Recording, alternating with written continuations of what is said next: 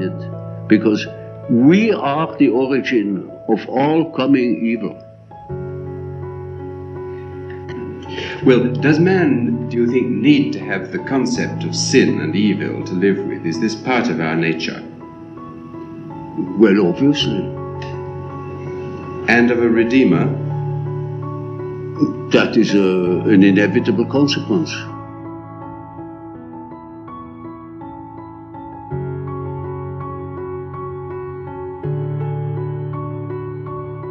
One of the things that's so frightening about the stories in Genesis is they say something very clear, which is that your moral degeneration contributes in no small way to the degeneration of the entire cosmos. And you say, well, I would like my life to be meaningful. People say that.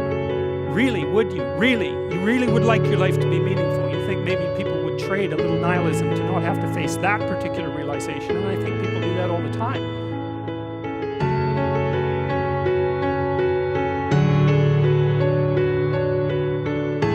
It is certainly possible that the ripples of our individual actions have consequences that are far beyond the limits of our immediate consciousness. And I also think people know that too.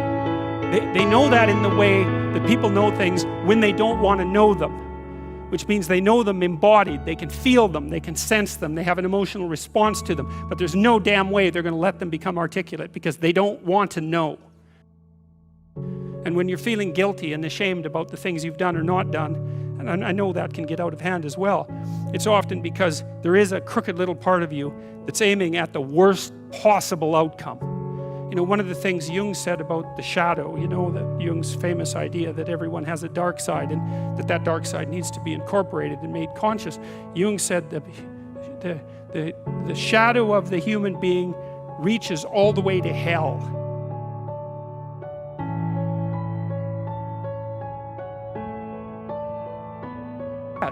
It's not a metaphor. It's like the part of you that's twisted against being is aligned with the part of the cosmos, let's say, the conscious cosmos, that's aiming at making everything as terrible as it can possibly be. And you know, it's a terrible shock to realize that. It's partly why people don't realize it. It's something that people keep at an arm's length.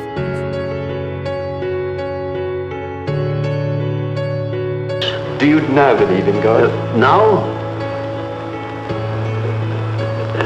Difficult to answer. I know. I don't need to believe. I know.